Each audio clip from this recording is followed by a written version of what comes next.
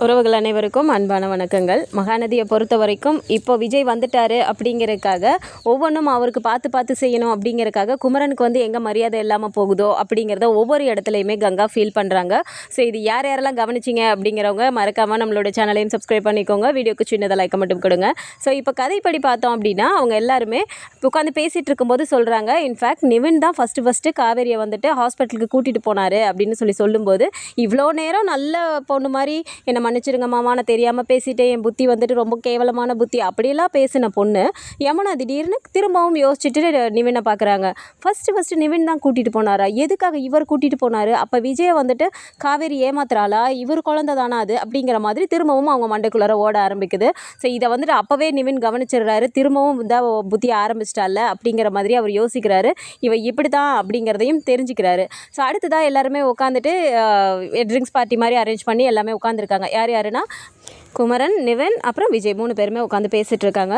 So அப்போ பேசிகிட்டு இருக்கும்போதே நிவின் கேட்குறாரு, எப்படி விஜய் எல்லா சொத்தையும் விட்டுட்டு நீங்கள் உங்களால் வர முடிஞ்சுது அப்படின்னு சொல்லி கேட்ட உடனே குமரன் என்ன சொல்கிறாரு, நீ கூட தான் நிவினை வீட்டில் வந்துட்டு எல்லாத்தையுமே வேணாம், எனக்கு எந்த சொத்து பத்துமே வேண்டாம் அப்படின்னு சொல்லிட்டு நீ இங்கே வந்து இருக்க, இருந்தாலும் உங்கள் அப்பா சம்பாரித்த சொத்து அப்படிங்கிறது உனக்கு இல்லாமல் போயிடுமா? அந்த மாதிரி தான் விஜய்க்கும் என்னைக்காக இருந்தாலும் அவருக்கு அது வரதானே போகுது, இப்போதைக்கு அவர் வேண்டான்னு சொல்லிட்டு வந்துட்டாரு அப்படின்னு சொல்லும்போது விஜய் சொல்கிறாரு, இல்லை பிரதர், நீங்கள் தப்பாக புரிஞ்சிட்ருக்கீங்க, இதை சொத்தை வச்சு அவங்க பேசுகிறாங்க அப்படிங்கும்போது எனக்கு காவேரியின் குழந்தையும் தான் முக்கியம்.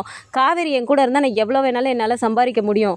என்னோட பொண்டாட்டிக்கு வந்து அந்த இடத்துல மரியாதையே இல்லை, மரியாதையாக அவளை நடத்தணும் அப்படின்னு தான் நான் பார்க்குறேன். அதுக்கு அந்த ஒரே காரணத்துக்காக தான் நான் வந்துட்டு எனக்கு அந்த சொத்து கூட வேண்டாம் அப்படின்னு சொல்லிட்டு, சொத்து தான் வேணான்னு சொல்லிட்டு தாத்தா பாட்டியை வேணான்னு சொல்லிட்டு வரலை அப்படிங்கிற மாதிரி சொன்னோடனே நிவின் வந்து ஆச்சரியமாக பார்க்குறாரு. என்ன பிரதர் அப்படி பார்க்குறீங்க அப்படின்னு சொல்லி கேட்டோன்னே, எப்படி விஜய் உங்களால் தான் விஜய் இப்படிலாம் யோசிக்க முடியுது அப்படின்னு சொன்ன உடனே குமரன் சொல்கிறாரு, நீங்கள் என் சகலன்னு சொல்லிக்கிறதுக்கு எனக்கு ரொம்ப பெருமையாக இருக்குது விஜய் அப்படின்னு சொல்லிட்டு அவங்கெல்லாம் உட்காந்து ஜாலியாக பேசிகிட்டு இருக்காங்க. ஸோ அதுக்கு ஒரு கட்டத்துக்கு மேலே போச்சோன்னே எல்லாருமே வந்துட்டு ரொம்பவும் இதாகிட்டுறாங்க.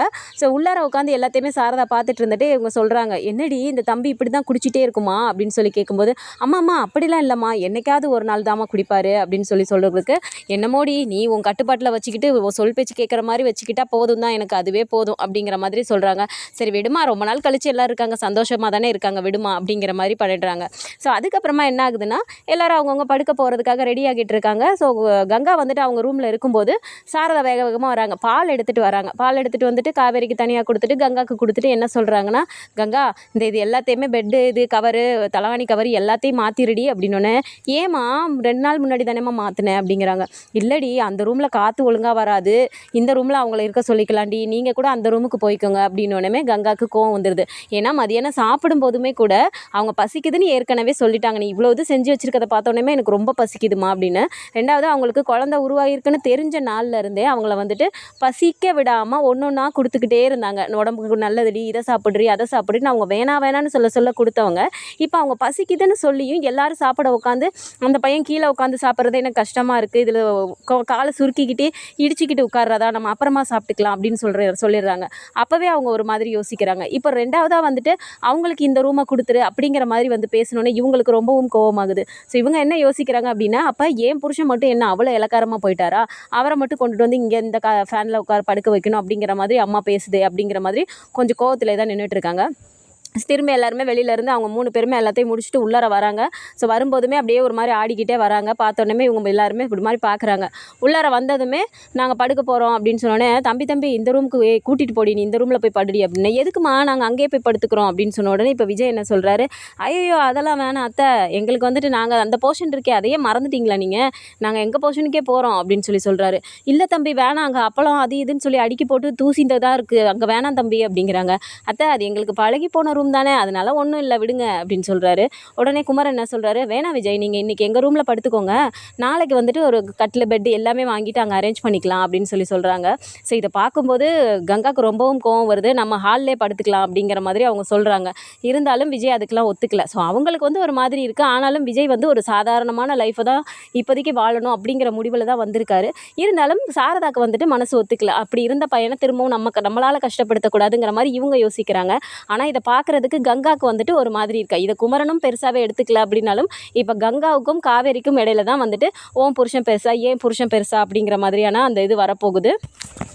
அடுத்ததாக விஜய் வந்துட்டு இப்போ இவர் கையில் எந்த பிஸ்னஸுமே இல்லை, எதுவுமே இல்லை. இப்போ இவர் தொடர போகிறது என்ன அப்படின்னு பார்த்தோன்னா, இவங்க ஆல்ரெடி பண்ணிகிட்டு இருக்க இந்த நதி அப்பளத்தை வச்சு தான் அவர் ஒன்றா பண்ணலாம் அப்படிங்கிற மாதிரியான எபிசோட்ஸ் தான் இனி அப்கமிங்கில் வரப்போகுது.